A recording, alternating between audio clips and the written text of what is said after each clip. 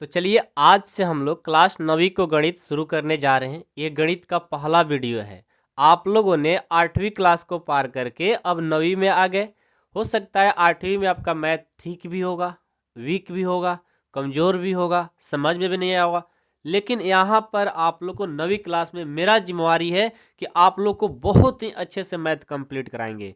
देखो, कोई भी प्रश्नावली को पढ़ाएंगे उससे पहले थ्योरी, कंसेप्ट, जो भी फॉर्मूला है सारे को डिस्कस कराएंगे, ताकि आप लोग जब प्रश्नावली करें तो खुद से भी बन जाए, थोड़ा बहुत हेल्प कर दें उससे बन जाए। और नहीं तो लास्ट में तो मैं एक एक क्वेश्चन को इतने अच्छे से बताएंगे कि आपको बाद में एक बार पढ़ लेने के बाद में आपको कभी रिवीजन भी करने की जरूरत नहीं पड़ेगा, आपको लाइफ टाइम के लिए याद हो जाएगा। बिल्कुल स्लो करके पढ़ाएंगे। 9th क्लास में, 9वीं क्लास में आपको सबसे बेहतरीन और तेज बनना है अपने क्लास में। तो आप लोग बस मेहनत करना जिस तरह से मैं बोलूँगा, ठीक है। तो आज से हम लोग 9वीं का शुरू कर रहे हैं क्लास। देखिए, बहुत सारे बच्चे बोलने लग जाते हैं कि सर आपका क्लास कैसे करना होता है, थोड़ा इसके बारे में भी डिस्कस कर दो। चलो मैं डिस्कस कर देता हूँ, आप मेरे को 1 मिनट टाइम दो, ठीक है। देखो, मेरा क्लास ज्वाइन करने के लिए आपको ऐप पर क्लास चलेंगी। वहाँ पर जो फ़ी है अभी फ़िलहाल ऑफ़र है, 499 रुपये लगेगा। यहाँ पर जो नंबर चल रहा है, इस नंबर पे आपको क्या करना है, कॉल करके सर से बात करना है कि सर कैसे क्लास ज्वाइन कर सकते हैं। अब 499 में क्या क्या मिलेगा? 499 में मैथ, साइंस, आपका हिंदी, इंग्लिश और सामाजिक विज्ञान और संस्कृत, ऑल सब्जेक्ट आपको पढ़ाए जाएंगे मात्र 499 रुपये। अब आपको सर इतना कम फ़ी क्यों है? अभी ऑफ़र है। कुछ बच्चे ऐसे होते हैं जो उनके घर 499 रुपये भी बहुत काफ़ी होता है, वो पैसा इतना भी नहीं दे पाते हैं, ठीक है। क्योंकि मेरा पिछला जो सीरीज था 1100 रुपये के लिए, तो उसमें बहुत सारे बच्चे को देख रहे थे कि यही प्रॉब्लम आ रहा था। लास्ट में हमको 699 में या 700 रुपये या 800 रुपये में एडमिशन लेना पड़ा था। लेकिन इस बार मैंने सोचा है ना कि भाई हमारा कुछ कम प्रॉफिट हो, कोई बात नहीं। मैं अपने बच्चों को ऐसा नहीं देख सकता हूँ कि बिना पैसे की वजह से वो पढ़ ना सके। यदि पैसा नहीं है, उसका पढ़ाई रुक जाए, मैं ये नहीं कोशिश करता। इसीलिए मैं सारे सब्जेक्ट को 499 रुपये रखा है। 499 में ऑल सब्जेक्ट पढ़ाएंगे। और इस नंबर पे आपको क्या करना है, कॉल करके सर से बात कर लेना है। अपने पापा मम्मी से बात करो कि सर 499 में पढ़ा रहे हैं, क्लास करना है। तो पापा बोलेंगे तो क्लास करना है, या मम्मी बोलेंगे तो क्लास करना है। ऐसे आपको खुद से आपके पास पैसा होगा तो खुद का पैसा इन्वेस्ट नहीं करना। जब तक पापा मम्मी, देखो गार्जियन मेन होता है, जो आपके माता पिता हैं वो सबसे पहले आते हैं, मेरे से भी पहले। यदि वो बोलेंगे तभी हमारे क्लास में ज्वाइन करना है, अदरवाइज नहीं करना है आपको, ठीक है। ऐसे यूट्यूब पर पढ़ते रहना। लेकिन देखो, 499 में मैं आप लोग को बहुत सारे चीज़ें देंगे जो कि आपको बाकी जगह कहीं नहीं मिलेगा। और ऑनलाइन मैं आपको बेहतरीन ढंग से पढ़ाने की कोशिश करूँगा, आपको कोई प्रॉब्लम नहीं आ सकता। और मात्र 499 रुपये में। तो जितना जल्दी हो सके ज्वाइन कर लो, नहीं तो सीट कम है, जल्द ही एडमिशन बंद हो जाएगा, तो फिर आपका नहीं हो पाएगा। तो जितना फास्ट होगा आप कर लेना, ठीक है। चलिए मैं स्टार्ट करता हूँ प्रश्नावली 1.1 को। देखो मेरे दोस्त, 1.1 को पढ़ने से पहले ना आपको क्या करना है, पीछे आना होगा कि भाई प्रश्नावली 1.1 शुरू कर रहे हैं, उस चैप्टर का नाम क्या है। देखो, अध्याय 1 है और इस अध्याय का नाम है संख्या पद्धति। क्या नाम है? संख्या पद्धति। अब संख्या पद्धति है, मान लो कि आप पढ़ करके बाहर गए हो, होता है ना कि पढ़ करके बाहर रेस्ट करने के लिए आप लोग जाते हो। तो रेस्ट करने के लिए गए, या आपके घर में कोई आया है, आप पढ़ रहे हो, आपसे पूछ लेगा कि कौन सा चैप्टर पढ़ रहे हो। कहो कि सर भैया अध्याय 1 पढ़ रहे हैं, या अंकल अध्याय 1 पढ़ रहे हैं। तो चलो मेरे को ये बताओ कि उस चैप्टर का नाम क्या है। मान लो आपसे पूछ सकता है ना, हो पूछ सकता है कि बताओ उस चैप्टर का नाम क्या है। तो आप फटाक से बोलोगे भैया अंकल संख्या पद्धति हम पढ़ रहे हैं। कहेंगे अच्छा बेटा, संख्या पद्धति पढ़ रहा है तो बताओ संख्या पद्धति क्या होता है।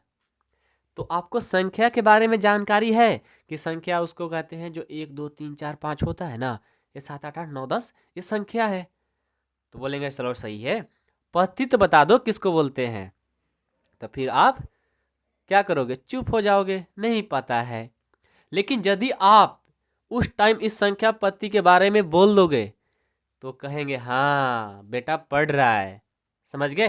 तो आपको वहां पर तो नाम होगा ही, आपके माता पिता का भी नाम होगा, आपके दोस्तों में आपका एक अलग बिहेवियर बनेगा, आपको सारे लोग तेज मानेंगे कि हाँ डीपली में पढ़ता है, अच्छे से पढ़ता है। जब ऐसा होगा, मेरे से पढ़ करके जाओगे तो मेरा भी नाम होगा। तो हम भी आप ही के ऊपर डिपेंड हैं कि आप पढ़ोगे तो मेरा नाम होगा, आपके पापा मम्मी का भी नाम होगा, सब लोग आपके ऊपर डिपेंड हैं। इसलिए आप लोग को अच्छे से पढ़ाई करना है मेरे दोस्त, ठीक है ना। चलिए, तो सबसे पहले हम संख्या पत्ति पढ़ेंगे। संख्या पत्ति है क्या? संख्या पत्ति पढ़ने के बाद हम लोग इसमें देखो पूर्णांक की भी जानकारी है। ये क्या है? पूर्णांक है। पूर्णांक के बारे में पढ़ेंगे। पूर्णांक के बाद हमारा पूर्ण संख्या, प्रकृत संख्या, सम संख्या, विषम संख्या, परिमेय संख्या, अपरिमेय संख्या, ये बहुत इंपॉर्टेंट है। तो इस प्रश्नावली 1.1 को पढ़ने से पहले इन सभी बातों पर चर्चा करेंगे। कर ले। चलिए, तो बाबू अच्छे से पढ़ाई करना है तो आपको जितना हो सके मेहनत करना शुरू कर दो, ठीक है मेरे दोस्त। चलिए, आप लोग अपने अपने पहले तो आप लोग अपने घर में पापा मम्मी से बोल करके किताब खरीदवा लो। किताब बहुत ज़रूरी है, ठीक है। और एक नए कॉपी ले लेना, ऐसा मतलब मेरे जैसा नहीं, अपने जैसे मार्केट में चल रहा होगा 20 रुपये, 30 रुपये, 50 रुपये का कॉपी भी ले लेना, ठीक है। चलिए, अपने अपने पेज पर डालिए हेडिंग में संख्या पत्ति, हेडिंग डालिए। जैसे मैं बोल रहा हूँ वैसे करते जाना है मेरे भाई, ठीक है। संख्या पद्धति, संख्या पद्धति। देखो कोई बोल देगा कि संख्या पद्धति को इंग्लिश में क्या बोलते हैं, थोड़ा बता दो तो बोलना कि नंबर सिस्टम। जो आपसे सवाल कोई पूछेगा, ठीक है, और यदि उसका जवाब सही निकल गया तो फिर आप उसके नज़र में बहुत एक तेज और ब्रिलियंट स्टूडेंट बन जाओगे। और यदि नहीं बता पाए तो फिर उसके नज़र में आपको ज़िंदगी भर के लिए बोलेंगे ये वो पढ़ने में गधा है, ये पढ़ता नहीं है। ऐसे लोग बोलते हैं हमारे समाज के, ठीक है। तो मैं सारे बातें आप लोग को गाइड करूंगा, मैं जिस तरह से बोलूँगा वैसे करते जाना है, ठीक है। और बिल्कुल स्लो चलेंगे, रिलैक्स होकर के चलना है। देखो आप लोग 8वीं क्लास में थे, ऐसे ही हवा में आप लोग पढ़ते पढ़ते आ गए, लेकिन 9वीं क्लास में यदि आप ध्यान दे दोगे ना तो फिर आपका मज़ा आ जाएगा आपको पढ़ने लिखने में, ठीक है। और मैं वो मज़ा आप लोग को दिलाना चाहता हूँ, ठीक है, कि लगे कि हाँ हम लोग पढ़ रहे हैं, ठीक है। चलिए, तो संख्या पद्धति, संख्या पद्धति को इंग्लिश में बोलते हैं नंबर सिस्टम। लेकिन इससे इंग्लिश जानने से नहीं होगा, हम लोग को संख्या पद्धति के बारे में जानना होगा कि संख्या पद्धति क्या है। तो देखो संख्या पद्धति का जो परिभाषा होता है कि संख्याओं को लिखने एवं उनके नामकरण के सुव्यवस्थित नियमों को संख्या पद्धति कहते हैं। तो बोलोगे सर आप एक बार लिख दो ना, अच्छा रहेगा। चलो लिख देता हूँ। आपके मन में जो सवाल होगा आप कमेंट बॉक्स में कमेंट करते रह सकते हो, ठीक है। संख्याओं, हर कमेंट का आपको रिप्लाई मिलेगा। ऐसे तो आप मेंबरशिप में क्लास में ज्वाइन करोगे 499 रुपये वाला में, ठीक है, तो वहाँ पर आपको अलग से हम डेली बात करते हैं आप लोग से, ठीक है। संख्याओं को, संख्याओं को, संख्याओं को लिखने एवं, लिखने एवं उनके नामकरण, उनके नामकरण के सुव्यवस्थित, सुव्यवस्थित सुव्यवस्थित नियमों को, सुव्यवस्थित नियमों को, सुव्यवस्थित नियमों को संख्या पद्धति कहते हैं। संख्या पद्धति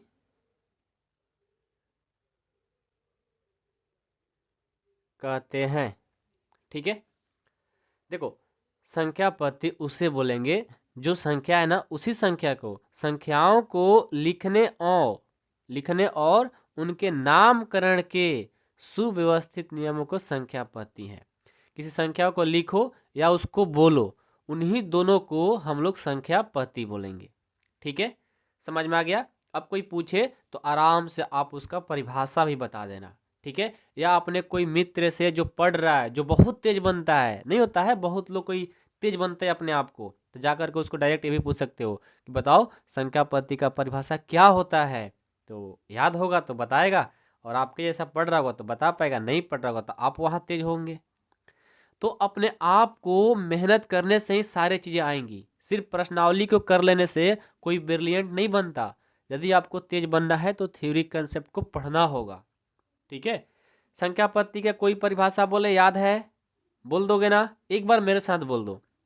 संख्याओं को लिखने एवं उनके नामकरण के सुव्यवस्थित नियमों को संख्या पत्ती कहते हैं। याद रहेगा, कभी नहीं भूलोगे। बहुत बढ़िया, चलिए ठीक है। अब इससे आगे बढ़ेंगे ना, हमें पूर्णांक के बारे में जानना जरूरी है। अब देखो पूर्णांक क्या होता है। पूर्णांक तो आप लोग 8वीं क्लास में भी पढ़े थे, लेकिन मैं आपको फिर से एक बार पढ़ाऊंगा। देखो पूर्णांक को इंग्लिश में इंटीजर बोलते हैं। क्या बोलते हैं? इंटीजर, INTEGERS, इंटीजर्स बोल सकते हो, पूर्णांक। अबे पूर्णांक क्या होता है? तो देखो पूर्णांक जो है ना, हम आपको संख्या रेखा पर पहले दर्शाते हैं कि देखो पूर्णांक को संख्या रेखा पर किस तरह से दर्शाया जा सकता है। ये जानते हो ना कि यहाँ पर जो होता है, ये बीच में, ये कहाँ पर? बीच में ये क्या होता है? शून्य होता है। बीच में क्या होता है? शून्य होता है। अब इस शून्य का मतलब क्या है भाई? देखो हमारा जो ये कलम है, कलम यानी पेन, ये जो है पेन रखे ना, तो पेन का जब इस साइड जाएंगे ये होता है राइट साइड, मतलब दाएं। इंग्लिश में पढ़ो, दाएं बाएं आप लोग को कन्फ्यूजन कर देगा। तो जीरो से जब इस इधर जाएंगे राइट साइड, तो क्या होगा? प्लस वाला नंबर मिलेगा, पॉजिटिव नंबर, धनात्मक संख्या। जब जीरो से इधर आएंगे लेफ्ट साइड, ये क्या मिलेगा? ऋणात्मक संख्या, माइनस वाला मिलेगा। ठीक है, तो मैं क्या करता हूँ, जीरो से राइट साइड जाता हूँ तो +1 मिलेगा, +2 मिलेगा, +3 मिलेगा, +4 मिलेगा, +5 मिलेगा, +6, 7, ऐसे ही डॉट डॉट डॉट कहाँ तक जाएगा? अनडिफाइंड तक। अनडिफाइंड मतलब ये आपको number dot dot dot dot ऐसे खत्म कभी हो ही नहीं सकता। जीरो से शुरू हुआ धनात्मक संख्या ना, ये अनंत तक जाता है। अनंत का मतलब होता है कभी खत्म नहीं हो सकता। आपका दुनिया का सारा पेज खत्म हो जाएगा, ये नंबर कभी खत्म नहीं होता है, तो उसको लास्ट में हम क्या बोलते हैं? अनंत। ठीक है, समझ में आ गया? ये किसका चिन्ह है? अनंत का चिन्ह है। जब जीरो से लेफ्ट साइड जाएंगे तो क्या होगा? -1 मिलेगा, -2 मिलेगा, -3 मिलेगा, -4 मिलेगा, ऐसे ही -5, डॉट डॉट डॉट डॉट, ऐसे ही पेज दुनिया का खत्म हो जाएगा, लेकिन नंबर कभी खत्म नहीं होगा। तो इधर भी माइनस अनंत मिलता है। क्या मिलता है? माइनस अनंत। अब इसी पूर्णांक से सारा नंबर बना है। कौन कौन नंबर? पूर्ण संख्या, प्रकृत संख्या, सम संख्या, विषम संख्या, भाज्य संख्या, अभाज्य संख्या, ऋण संख्या, बहुत सारे संख्या बना हुआ है। लेकिन जो 9वीं क्लास में हमें पढ़ना है, जो काम है, उसी को हम लोग पढ़ेंगे। संख्या तो बहुत सारा है, इस पूर्णांक से बहुत सारे संख्या बना है, लेकिन हम उसी को पढ़ेंगे जो हमें काम है। फालतू का जो अभी काम ही नहीं है तो उसको पढ़ करके क्या फायदा? आगे मिलेगा तो पढ़ेंगे हम लोग। ठीक है, चलिए। तो मैं सबसे पहले पूर्णांक में आप लोग को यह सिखाना चाह रहा हूं कि प्राकृत संख्या किसे कहते हैं। सबसे पहले प्राकृत संख्या, और प्राकृत संख्या के बारे में आप लोग को पहले भी 7वीं 8वीं क्लास में कोई टीचर आपको मिला हो तो पढ़े होंगे आप लोग, या मेरे से पढ़े तो बहुत अच्छी बात है, हमने पढ़ाया है। प्राकृत संख्या, प्राकृत संख्या को इंग्लिश में जो नाम दिया गया है वो दिया गया है नेचुरल नंबर। क्या? Natural, NATURAL number, natural number. ठीक है, बिल्कुल स्लो चलेंगे, मजा लेकर पढ़ेंगे हम लोग भाई। और एक बात आप लोग से बोलें, आप लोग जो 9th क्लास में आए हो, यानी अब आप बड़े हो रहे हो, और बड़े होने पर पता है क्या होता है? अब जाओगे आप 9वीं क्लास में हाई स्कूल में, तो वहाँ पर एक से एक लोग मिलेंगे आपको। ठीक है, गर्ल भी हो सकती है, लड़का भी हो सकता है, यानी बॉय भी हो सकता है। तो आप लोग को वहाँ पर डाइवर्ट नहीं होना है किसी के प्रति, समझ गए? ये जो लव ओवर का कैरेक्टर है ना, इसमें नहीं पढ़ना है आप लोग को। इन सब चीज़ों के चक्कर में बिल्कुल नहीं पढ़ना है आप लोग को, समझ गए? आप लोग को 9 से ही सारा चीज़ शुरू होता है, मेरे को ही पता है अच्छे से। ठीक है, यदि आप लोग इन चक्करों में पड़ जाओगे तो फिर आपका पढ़ाई नहीं हो सकता। इसलिए इन सब चक्करों में बिल्कुल नहीं पड़ेगा, क्योंकि आप लोग अभी नए नए हो और आप लोग को अब हाई स्कूल में आए हो ना, तो एक से एक लोग मिलेंगे। तो इन सब चक्करों में, मेरी बहन हो या मेरे भाई हो, आप इन सब चक्करों में बिल्कुल नहीं पढ़ना है। नहीं पढ़ोगे ना, नहीं पढ़ना है, ठीक है। चलिए, तो प्रकृत संख्या को इंग्लिश में क्या बोलते हैं? Natural number. क्या बोलते हैं? Natural number. आप मेरे को बताओ तो प्रकृत संख्या किसे कहते हैं? तो आप कहोगे सर हमने तो पहले पढ़ा था। क्या पढ़ा था भाई? कि गिनती की सारी संख्या को क्या बोलते हैं? प्रकृत संख्या। गिनती की संख्या कहाँ शुरू होती है गिनती भाई? एक से। 1 2 3 4 5 6 7 8 9 10 11 12 जो गिनती की संख्या होती है उन संख्या को हम क्या बोलते हैं? प्रकृत संख्या। समझ में आ गया? लिख दें? चलो, गिनती की सभी संख्याओं को गिनती की सभी संख्याओं को गिनती की सभी संख्याओं को प्रकृत संख्या कहते हैं। प्रकृत संख्या कहते हैं। और ये परिभाषा आप लोग को खुद से बनाने आना चाहिए, ठीक है ना। ऐसा नहीं कि मैं जो बोल रहा हूँ वही लिखना है। भाई आराम से पूर्णांक देख लिए। पूर्णांक में जो 1 2 3 4 5 6 जो गिनती वाला संख्या होती है उन्हीं संख्या को हम क्या बोलते हैं? प्रकृत संख्या। कोई पूछे कि भाई एग्जाम्पल दो, किस तरह का प्रकृत संख्या होती है? तो लिखना 1 2 3 4 5 6 डॉट डॉट डॉट, ये भी इन्फिनाइट यानी अनंत तक जाती है प्रकृत संख्या, ठीक है। कोई आपसे ये भी पूछ सकता है कि बताओ प्रकृत संख्या को किससे सूचित करते हैं? तो बोलना कि प्रकृत संख्या को प्रकृत संख्या को बड़ा एन, ये जो कैपिटल एन है ना, इस एन से सूचित किया जाता है। से सूचित किया जाता है। याद रहेगा, कभी भूलोगे नहीं ना। ये बड़ा एन कहीं लिखा रहे ना, समझ जाना कि वहाँ पर प्रकृत संख्या की बात की जा रही है, ठीक है। कभी नहीं भूलोगे। चलो, प्रकृत संख्या आप लोग कंप्लीट हो गया। एक बार मेरे साथ पढ़ लो, याद हो जाएगा। प्रकृत संख्या किसे कहते हैं? तो गिनती की सभी संख्याओं को प्रकृत संख्या कहते हैं। और एग्जाम्पल के तौर पर हमने ये बताया 1 2 3 4 5 6 अनंत तक। और प्रकृत संख्या को बड़ा एन से सूचित करते हैं, कैपिटल एन से, ठीक है। प्रकृत संख्या हो गई। अब हम क्या बोलते हैं? पूर्ण संख्या। ये भी बहुत इंपॉर्टेंट है, पूर्ण संख्या। अब पूर्ण संख्या देखो, पूर्ण संख्या को इंग्लिश में हम लोग होल नंबर बोलते हैं। क्या बोलते हैं? Whole number. Whole number. अब देखो, हमारा जो ये पूर्ण संख्या है बहुत इंपॉर्टेंट है, हर जगह काम में आएगा। और पूर्ण संख्याओं का याद करना बहुत ही आसान है। क्यों? क्योंकि देखो, जो गिनती की संख्या होती है ना, सिर्फ साथ में जीरो लग जाएगा, उसी को क्या बोलते हैं? पूर्ण संख्या। इसका परिभाषा होता है कि गिनती की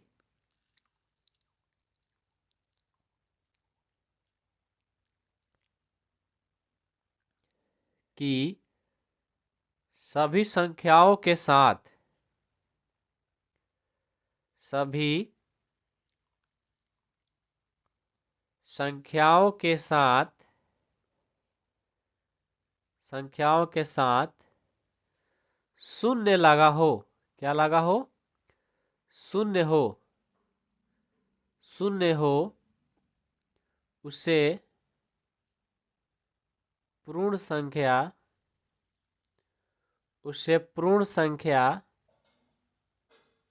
कहते हैं। उसे पूर्ण संख्या कहते हैं। एग्जाम्पल देखो, कहाँ से शुरू होगा? देखो, गिनती की सब संख्या तो है 1 2 3 4 डॉट डॉट डॉट इन्फिनाइट तक, लेकिन साथ में सिर्फ शुरू में जीरो लग जाएगा, उसको क्या बोलेंगे? पूर्ण संख्या, ठीक है। ये कंप्लीट हो गई बात। अब थोड़ा सम और विषम के बारे में भी बता देते हैं, क्योंकि आप लोग को काम में ये आएगा, ठीक है। सम संख्या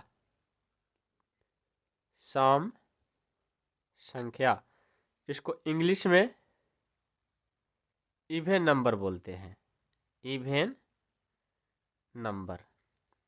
अब देखो पर के सम संख्या का परिभाषा क्या होता है? वैसी संख्या जो 2 से विभाज्य हो। वैसी संख्या,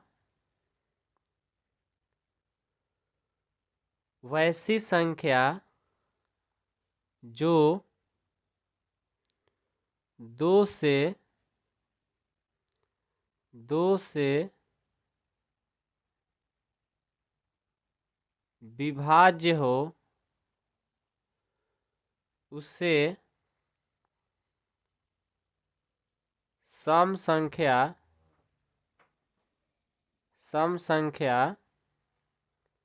कहते हैं, उसे सम संख्या कहते हैं।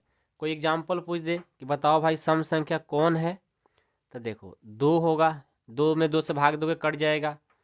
4 होगा, 2 से भाग दो कट जाएगा। 6 होगा, 2 से भाग दो कट जाएगा। 8 होगा। ये सब संख्या क्या है? हमारा सम संख्या है। समझ में आ रही बातें? चलो अब आइए विषम संख्या भी सीख लेते हैं कि विषम संख्या किसे बोलते हैं। विषम संख्या, विषम संख्या का देखो इंग्लिश में नाम जानना जरूरी है। विषम संख्या को ऑड नंबर बोलते हैं। क्या बोलते हैं? Odd number. ठीक है, ऑड नंबर। देखो विषम संख्या का परिभाषा होता है कि वैसी संख्या जो 2 से विभाज्य नहीं हो। जो 2 से विभाज्य होगा सम, और जो 2 से विभाज्य नहीं होगा उसे विषम। लिखो वैसी संख्या, वैसी संख्या जो 2 से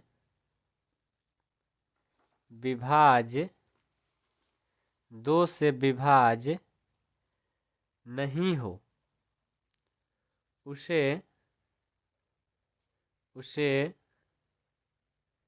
विषम संख्या, विषम संख्या कहते हैं। उसे विषम संख्या कहते हैं। ठीक है, अब इसका एग्जाम्पल देखो। एग्जाम्पल इसका ये है कि जो 2 से भाग ना लग जाए उसको लिख दो। तो एक भी क्या है? एक विषम संख्या जो 2 से भाग नहीं लगेगा पूरा पूरा। 3 भी नहीं लग पाएगा, 5 में भी नहीं लग पाएगा, 7 भी नहीं लगेगा, 9 में भी नहीं लगेगा, 11 में भी नहीं लगेगा। मतलब जिस संख्या में 2 से भाग न लगे उसको आप बोल सकते हो विषम संख्या। तो ये तो बेसिक था। अब जो सबसे इम्पोर्टेंट चीज ये है, क्या है भाई? सबसे इम्पोर्टेंट चीज ये है कि परिमेय संख्या और अपरिमेय संख्या किसे कहते हैं। आइए मैं परिमेय संख्या के बारे में चर्चा करता हूं, जो कि बहुत ही इम्पोर्टेंट है। आपको इस प्रश्नावली में परिमेय और अपरिमेय से ही पढ़ना है। परिमेय संख्या, परिमेय संख्या को इंग्लिश में क्या बोलते हैं? Rational number. क्या बोलते हैं? Rational number. रेशनल नंबर क्या बोलते हैं? Rational number. याद रहेगा, परिमेय संख्या को इंग्लिश में क्या बोलते हैं? Rational number. याद रहेगा ना, ये बहुत इंपॉर्टेंट है। इंग्लिश नाम जानना जरूरी है, आगे आप लोग को बहुत काम में आएगा। इसलिए थोड़ा सा सुन लो ध्यान से, याद नहीं करना है, सुन लो बस। इतना रहे कि कहीं मिले तो हाँ परिमेय संख्या का सर बताए थे रेशनल नंबर बोलते हैं। याद नहीं करना है, टाइम बर्बाद नहीं करना है। ठीक है, देखो परिमेय संख्या का परिभाषा होता है कि जिस संख्या को p बटा क्यू के रूप में लिख सकते हैं उससे हम क्या बोलते हैं? परिमेय संख्या। आइए इसका परिभाषा लिख कर बताएं, क्योंकि बहुत इंपॉर्टेंट है। इस प्रश्नावली 1.1 में हमें पढ़ना है। जिस संख्या को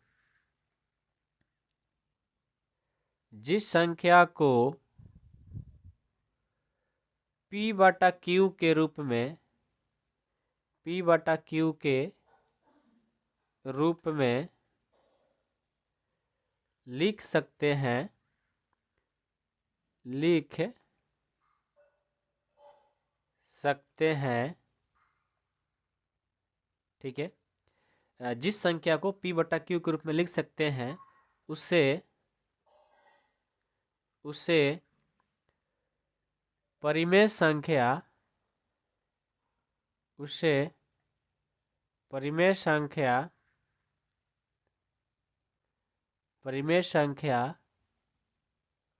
कहते हैं जहां, इसी में, ठीक है ना, जहां Q नॉट इजकल टू 0। बस आप इतना याद रखिएगा कि जिस संख्या को P बटा Q के रूप में लिख सकेंगे उसे हम परिमेय संख्या कहेंगे। अब यहाँ जो Q है ना, वहाँ पर Q का मान कभी भी 0 नहीं होना चाहिए। यदि यहाँ पर 0 हो गया तो फिर वो परिमेय संख्या नहीं है। ठीक है, याद रहेगा, कभी नहीं भूलोगे। चलो अब देखो, कोई पूछे कि परिमेय संख्या को किससे सूचित करते हैं। ठीक है, तो परिमेय संख्या को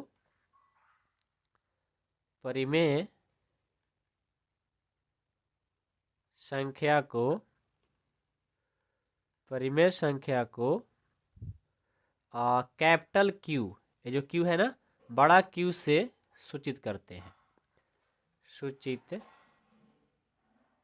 सूचित करते हैं, ये याद रखना बहुत ही जरूरी है।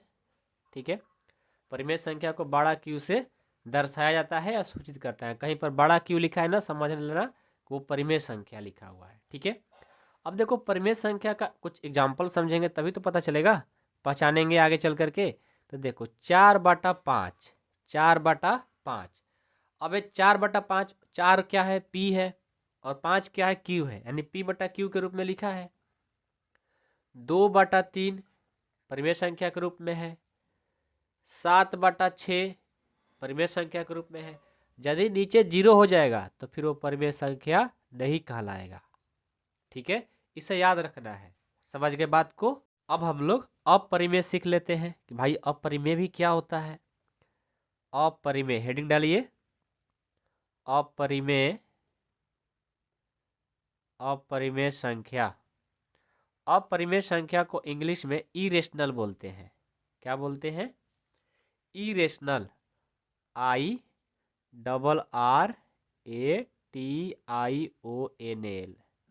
इरेशनल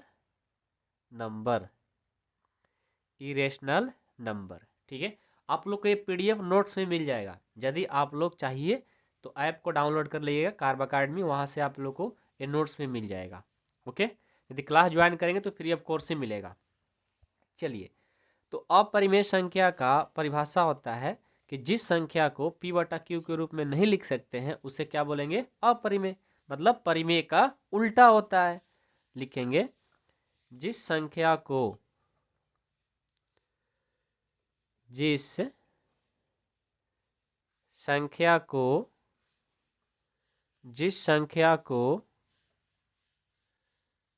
P बटा Q के रूप में नहीं लिख सकते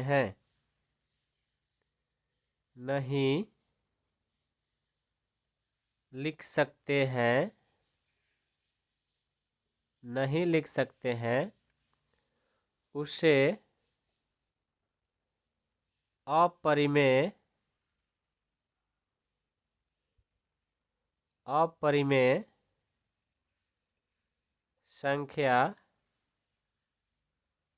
अपरिमेय संख्या कहते हैं। ठीक है, याद रहेगा, कभी नहीं भूलोगे। चलो अब देखो, हम लोग परिमेय और अपरिमेय के बारे में सीख गए, कोई प्रॉब्लम नहीं हुआ। एक मेरे तरफ से एक्स्ट्रा पढ़ लो कि यदि मान लो दो परिमेय संख्या दिया हुआ है, बहुत ही मोस्ट इंपॉर्टेंट क्वेश्चन है। ठीक है, यदि दो परिमेय संख्या दिया हुआ रहता है और उनके बीच में पूछे कि कितना परिमेय संख्या होती है तो क्या बताओगे। तो मैं इस कंसेप्ट को लिख ही देता हूँ। ठीक है, कि यदि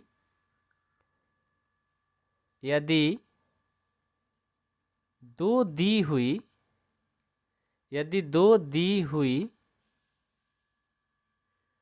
परिमेय संख्याओं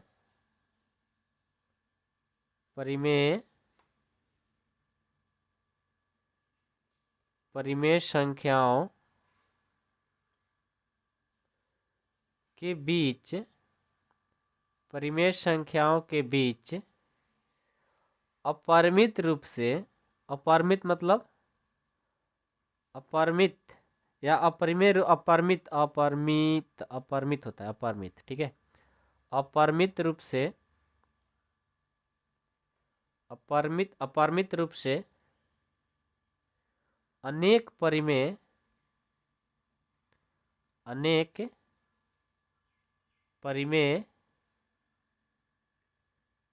परिमेय संख्या होती है। कोई आपसे पूछ ले कि बताओ कि दो परिमेय संख्या है, ठीक है। दो परिमेय संख्या कौन कौन, एग्जाम्पल के तौर पर ले लेते हैं कि मान लो कि 4 तथा 6 है, इनके बीच में कितने परिमेय संख्या हो सकती है।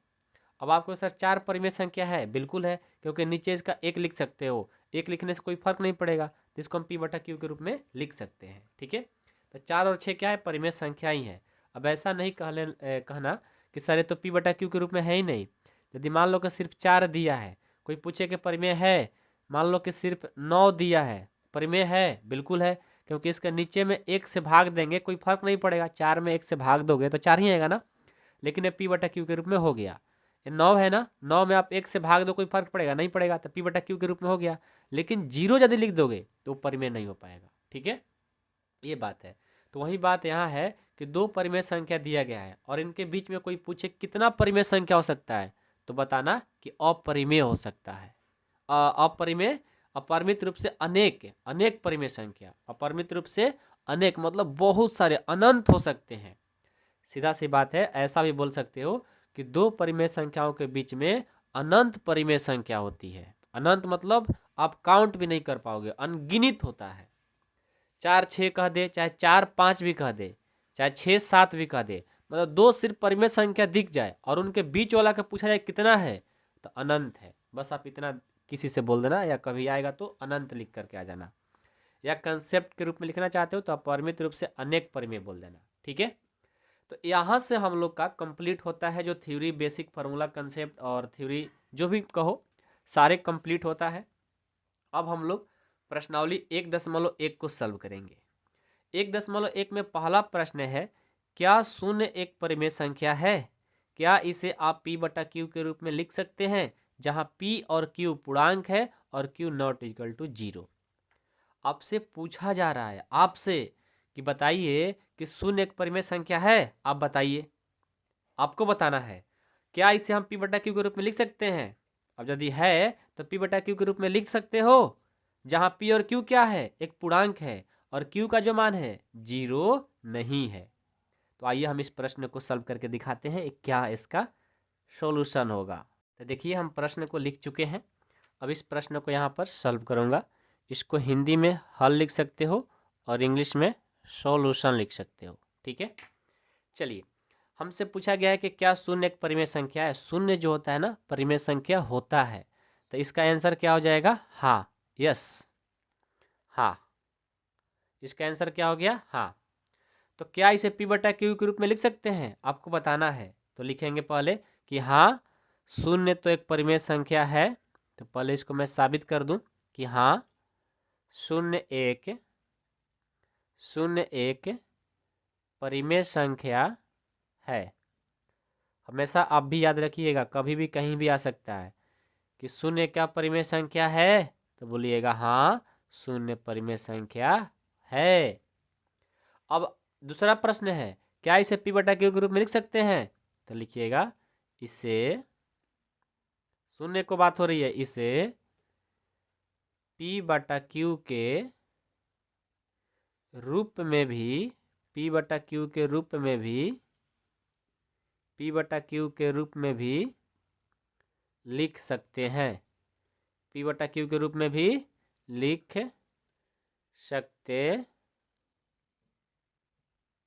सकते हैं, जहाँ p और q पूर्णांक है और q नॉट इक्वल टू 0। ये भी बात लिख देंगे, जहाँ p तथा q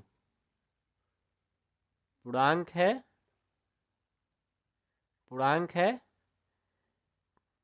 तथा q पूर्णांक है और q not equal to zero भी है। अब आप कहोगे सर ठीक है, आपने तो जो बात यहाँ लिखा गया तो वहीं आपने कर दिया, सिर्फ यहाँ पर हाँ लिखे हो। तो देखो मेरा जो आंसर था आपसे यही पूछा गया था कि क्या शून्य एक परिमेय संख्या है, तो आपको हाँ या ना में आंसर देना था, हमने हाँ दे दिया। अब आपसे क्या लगा दिया ना कि बताओ, आपसे सलाह ले रहा है क्या हम जो लिखे हैं सही है, आप बताओ। तो हमने बोला कि हाँ, इसे p बटा क्यू के रूप में भी लिख सकते हैं, और p और q जो है ना एक पूर्णांक है, और q का जो मान है जीरो भी नहीं है। अब कहो सर मेरे को एक बार दिखा दो ना कैसे होगा, तो आइए मैं आपको क्या करता हूँ ना, एग्जाम्पल के तौर पे बता देता हूँ। ये आपको एग्जाम में नहीं लिखना है, जो मैं एग्जाम्पल दे रहा हूँ, ठीक है। अब मान लो ये जीरो है, क्या है, जीरो। जीरो तो अपने आप में जीरो है। यदि हम इसमें एक से भाग दे देंगे, किससे भाग दे देंगे, एक से, तो जीरो में एक से भाग देंगे, कोई फर्क पड़ेगा, क्योंकि जीरो में किसी भी संख्या से भाग दोगे जीरो ही आएगा। और हम पढ़े हैं परिमेय संख्या का परिभाषा कि वैसी संख्या को परिमेय संख्या कहते हैं जिसको p बटा क्यू के रूप में लिख सकते हैं। तो ऊपर है p, नीचे q। अब जीरो हो उससे मतलब नहीं है, लेकिन ये मतलब लास्ट में है कि जो नीचे वाला q होता है वो सिर्फ जीरो नहीं होना चाहिए। तो नीचे वाला जीरो है, नहीं है। ऊपर p हमारा जीरो हो जाए कोई बात नहीं, हमारा q सिर्फ जीरो नहीं होना चाहिए। यदि q जीरो हो जाएगा तो फिर वो परिमेय नहीं होगा।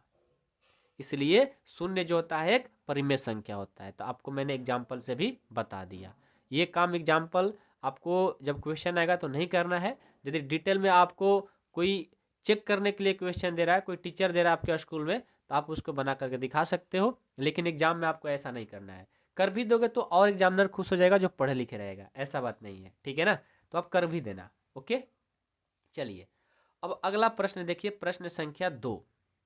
प्रश्न संख्या 2 क्या है कि 3 और 4 के बीच में 6 परिमेय संख्याएं ज्ञात कीजिए।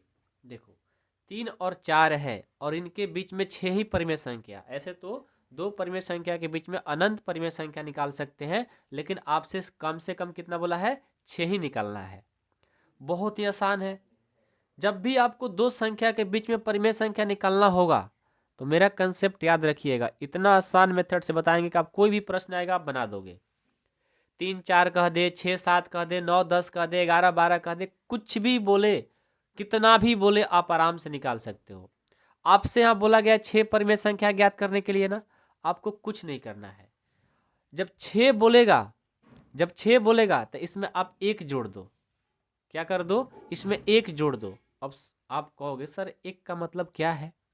देखो जब भी आपको बनाना होगा, जितना पूछा जाएगा, 6 बोला है ना, तो यहाँ लिखेंगे 6 परिमेय, 6 परिमेय संख्या, 6 परिमेय संख्या ज्ञात करने के लिए, ज्ञात करने के लिए आपको क्या करना होगा, अंश और हर में, ठीक है ना, अंश तथा हर में, अंश तथा हर में 6 बोला है ना, जितना बोलेगा उसमें एक जोड़ देना है, 6 प्लस 1 कर देना है। 6 है तो 6 प्लस 1 क्या हो जाएगा, 7। क्या करना है, अंश और हर में 7 से गुणा कर देना है, गुणा कर देना, देना ना, देने, देना नहीं, देना है, गुणा कर देना है। कंसेप्ट याद रहेगा। जब भी आपको जितना परिमेय संख्या ज्ञात करने की बात कही जाए तो 6 परिमेय संख्या ज्ञात करने के लिए अंश और हर में क्या करना है, 6 में एक जोड़ के क्या आएगा, 7, 7 से गुणा कर देना है। अब देखो तो हमारा क्या है, 3 है। अब 3 है तो 3 को परिमेय संख्या दिखाने के लिए इसमें एक से हमें क्या करना होगा, भाग देना होगा। अभी देखो p बटा क्यू के रूप में हो गया, ऐसा तो करने आएगा ना। अब देखो हमें क्या बोला गया है कि अंश और हर में 7 से क्या करना है, गुना। जब 6 बोलेगा तो 7 से, 5 बोलेगा तो 6 से, 4 बोलेगा तो 5 से। तो हमें 6 बोला है तो एक जोड़ दिए तो 7 से करना होगा। ऊपर में क्या करो, 7 से गुना कर दो, नीचे भी क्या करो, 7 से गुना कर दो। तो देखो 7 का 21, 21 में और 7 को 1 से क्या करोगे, गुना करोगे तो कितना हो जाएगा, 7 हो जाएगा, 21/7 हो गया, ये आ गया। अब दूसरा है 4। अब 4 में भी क्या करना है, 7 से गुना अंश में, और नीचे आप 1 लिख सकते हो। इसमें कितना से 7 से ही करना है, ऊपर और नीचे अंश और हर दोनों में करना है। तो 7 चौका 28 और 7 और 1 से करेंगे 7।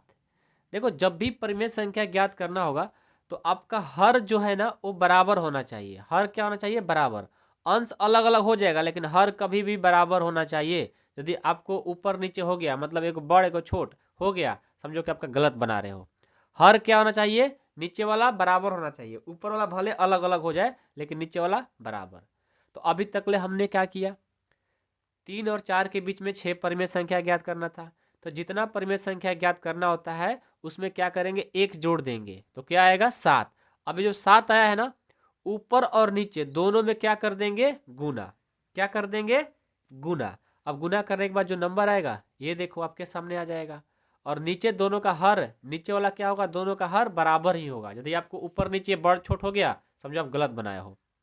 तो हमें जो संख्या मिल गया 21/7 और 28/7 मिल गया। अब देखो 21/7 और 28/7 के बीच में हमें 6 परिमेय संख्या लिख देना है। लिखेंगे अतः 21 से बड़ा कौन संख्या है भाई, 22/7। उसके बाद क्या है 23/7।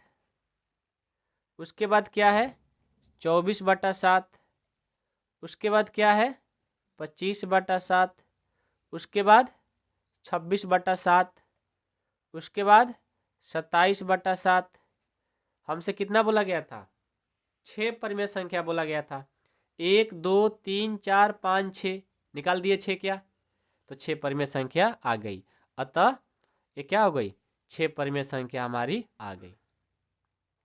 समझ गए, अतः ये करके लिख देंगे। आया समझ में, कोई प्रॉब्लम है किसी को, नहीं है ना। चलो मेरे तरफ से एक एक्स्ट्रा क्वेश्चन आप खुद करो, करके बताओ, कमेंट बॉक्स में इसका कमेंट करना, ठीक है।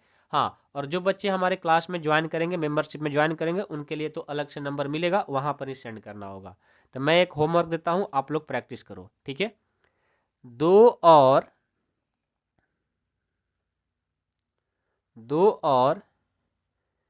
3 के बीच, 2 और 3 के बीच 8, कितना 8 परिमेय संख्या, 8, मैं 8 को ऐसे लिख दे रहा हूँ 8, ठीक है। इस 8 को मैंने काट दिया, ठीक है। 8 परिमेय संख्या, 8 परिमेय संख्या, 8 परिमेय संख्या ज्ञात करें, ज्ञात करें। ये जो प्रश्न दिए हैं इसको आपको बना करके, जो मेंबरशिप में बच्चे ज्वाइन कर लिए हैं क्लास, ठीक है, 499 वाला क्लास जो ज्वाइन किए हैं उनको नंबर मिला होगा, उस नंबर पर उनको सेंड करना होगा, वहाँ पर चेक होंगी, ठीक है। चलिए, तो आप लोग नहीं ज्वाइन किए हैं ना, ज्वाइन कर लो मेरे भाई। 499 रुपये में ऑल सब्जेक्ट पढ़ा रहे हैं पूरे साल भर, यानी 12 महीना आपको पढ़ाएंगे, तो क्यों ज्वाइन नहीं कर रहे हो। इतना कम फी कहीं नहीं कोई लेगा, बहुत कम फी लिए हैं, ठीक है। तो नहीं ज्वाइन किए ना, जितना जल्दी हो सके ज्वाइन कर लो पापा मम्मी से बोल करके, ठीक है। चलो अगला प्रश्न देखो, प्रश्न संख्या 3। प्रश्न संख्या 3 है कि 3/5 और 4/5 के बीच 5 परिमेय संख्या ज्ञात कीजिए। अब ये बट्टा वाला आ गया, अब ये कैसे बनेगा भाई, इसको मैं कैसे बनाऊं बताओ। ये भी वही मेथड लगेगा जो हमने पहले लगाया है, ठीक है।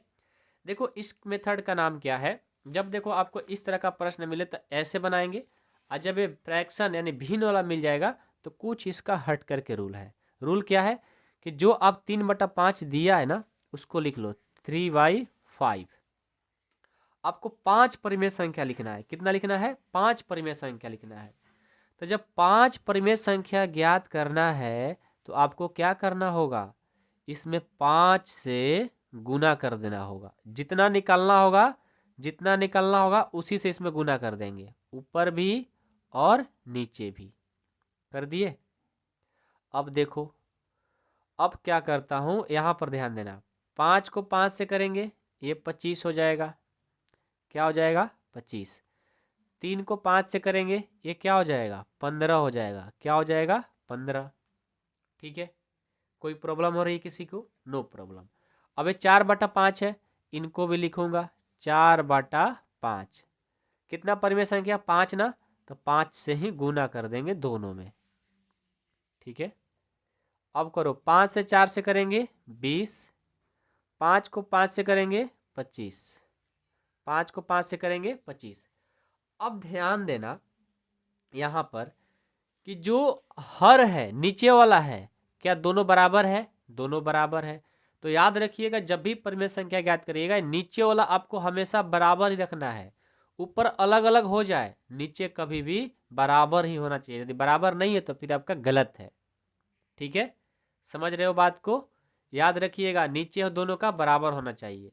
अब देखो तो हमें 15 और 20 के बीच में 5 परिमेय संख्या लिखना है। तो 15 के बाद 16 आएगा, 17, 18, 19, 20, 4 ही हो पाएगा, 5 तो नहीं हो पाएगा, यानी 4 ही हो रहा है। अब ट्राई करो 15 और 20 के बीच में लिखोगे तो 16, 17, 18, 19, 4 ही हो रहा है। जब नहीं होता है, मान लो जितना जरूरत है नहीं होता है, तो इसको और आगे आप बढ़ा सकते हो, इसको और आगे बढ़ा सकते हो। लेकिन ध्यान रहे कि जब भी हमारा हर होगा वो बराबर ही होगा। तो मान कर चलता हूं कि इसमें मैं 2 से गुना कर दिया और ऊपर भी 2 से गुना कर दिया। क्यों किया? क्योंकि हमारा काम नहीं हो रहा है तो थोड़ा और बड़ा कर दिया हमने। तो देखो 15 दूना 30 और 25 दूना 50। अभी तो 30/50 हो गया। अब क्या करेंगे, जो काम यहाँ किए है ना यही काम यहाँ भी करेंगे, क्योंकि हमारा हर नीचे वाला बराबर होना चाहिए। तो यहाँ 25 है ना, हर बराबर करने के लिए कितना से? 2 से, तो ऊपर भी 2 से। तो 20 दूनी 40 और 25 दूनी 50, 25 दूनी 50। अबे देखो तो ये 50 और ये 50 हर बराबर है, अंश क्या है? अलग अलग है। तो अब मैं क्या करता हूँ, अब इनके बीच में आराम से हम 5 परिमेय संख्या लिख सकता हूँ। तो लिखेंगे अतः 5 परिमेय संख्या, 5 परिमेय संख्या क्या होगी? 30 के बाद क्या आएगा? 31/50। उसके बाद आएगा 32/50। उसके बाद 33/50। उसके बाद 34/50। उसके बाद 35/50। ये देखो हमारी सारी संख्या मिल गई। देखा, बहुत आसान है, आप बस ध्यान से करो ना, सारे क्वेश्चन आसान है मेरे दोस्त। ठीक है, चलिए 4 नंबर प्रश्न है कि नीचे दिए गए कथन सत्य है या असत्य है, कारण के साथ अपने उत्तर दीजिए। आओ इसको मैं बनाता हूं। चौथा का पहला है कि प्रत्येक प्रकृत संख्या एक पूर्ण संख्या होती है। अब देखो तो प्रकृत संख्या जो है एक पूर्ण संख्या हो जाएगी, बिल्कुल सत्य है। क्यों सत्य है? कि मैंने आपको यहाँ पर पढ़ाया है। देखो क्यों पढ़ाया था मैं, काम में आ गया ना। देखो प्रकृत संख्या 1 2 3 4 5 6 होती है, पूर्ण संख्या 0 1 2 3 4 5 6 होती है। यहाँ पर प्रश्न आ गया कि प्रत्येक प्रकृत संख्या पूर्ण संख्या में आएगी। देखो तो ये जो प्रकृत संख्या है 1 2 3 4, ये पूर्ण में आएगी कि नहीं आएगी? पूरा का पूरा इसमें मिल रहा है, मिल रहा है ना। ये पूरा का पूरा यदि इसको लेकर आओगे तो इसमें मिल जाएगा ना, यानी प्रकृत पूरा का पूरा पूर्ण में हो जाएगी। तो क्या है? सत्य है। क्या बोलेंगे? सत्य है। देखा, इसीलिए मैं पढ़ा रहा था आप लोग को, सत्य है। ठीक है, अब इसका कारण के साथ उत्तर देना है ना, तो लिखेंगे क्योंकि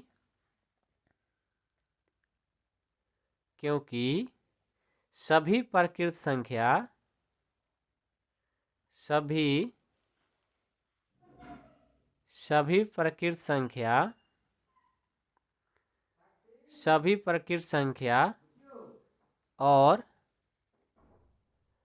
प्रकृत और जीरो के संग्रह में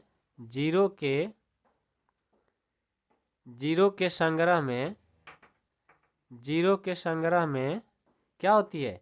ये हमारा आएगी। जीरो के संग्रह से पूर्ण संख्या बनती है। जीरो के संग्रह से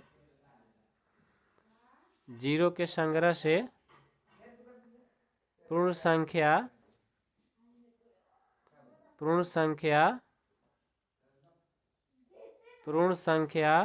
बनती है। ठीक है, क्योंकि जो भी प्राकृत संख्या है जीरो के संग्रह से पूर्ण संख्या क्या होती है, बनती है, यानी प्रत्येक प्राकृत संख्या पूर्ण संख्या होगी। ठीक है ना, कोई प्रॉब्लम नहीं है किसी को। चलिए प्रश्न संख्या चौथा का दूसरा देखो, दूसरा है कि प्रत्येक पूर्णांक एक पूर्ण संख्या होती है। आइए चेक करता हूँ पहले कि पूर्णांक होता क्या है। पूर्णांक देखो धनात्मक संख्या भी होता है, ऋणात्मक संख्या भी होती है, और पूर्ण संख्या सिर्फ क्या होती है, 0 1 2 3 4 वाली संख्या होती है। अब ये ऋणात्मक वाला इसमें पूर्ण मिलेगा, नहीं मिलेगा, तो फिर ये क्या हो गया, ये गलत हो गया, तो बोलेंगे असत्य है। क्या है, असत्य है। इसीलिए मैं उसको आप लोग को पढ़ाया है। तो जो बच्चे अच्छे से पढ़े होंगे उनको बहुत अच्छे से समझ में आ रहा होगा। लिखेंगे क्योंकि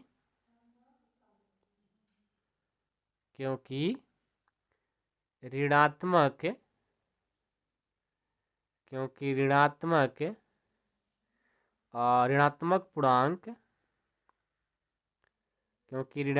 पूर्णांक एक पूर्ण संख्या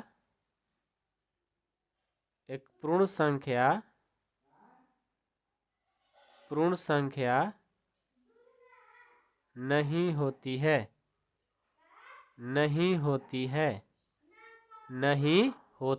है। ठीक है, ऋणात्मक संख्या पूर्ण संख्या में नहीं आएगी। तीसरा देखते हैं, ये देखो प्रत्येक परिमेय संख्या एक पूर्ण संख्या होती है, ये बोला है प्रत्येक परिमेय संख्या। अब देखो परिमेय संख्या जो होती है ना, आपको मैंने ये भी बताया है कि परिमेय संख्या p/q के रूप में होती है, यानी फ्रैक्शन में भी होता है। ठीक है, और फ्रैक्शन में कभी भी हमारा ये पूर्ण संख्या नहीं होती है। देख लो, पूर्ण संख्या कभी भी भिन्न में होता है, पूर्ण संख्या कभी भिन्न के रूप में होता है, नहीं होता है। परिमेय संख्या हमारा भिन्न के रूप में होता है, तो फिर इसे क्या बोलेंगे, असत्य है। तो बेसिक कंसेप्ट जितना अच्छा, सारा चीज आप लोग को ऐसे ही कंप्लीट, असत्य है। ठीक है, क्योंकि परिमेय संख्या, आपको कारण भी देना है ना, परिमेय संख्या 3/5, 2/5 इत्यादि इस रूप में होती है, इत्यादि जो पूर्ण संख्या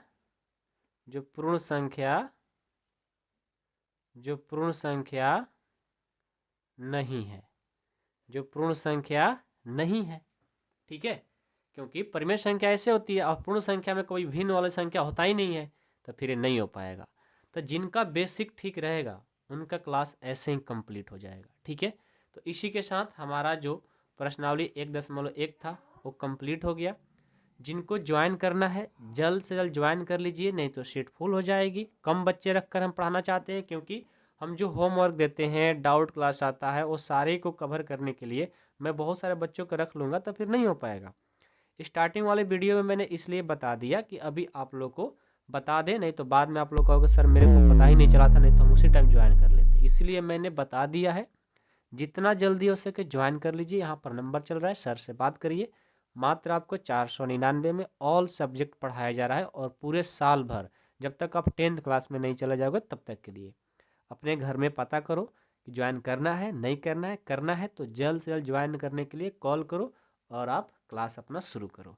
ऐप पर क्लास चलेंगी। Thank you so much.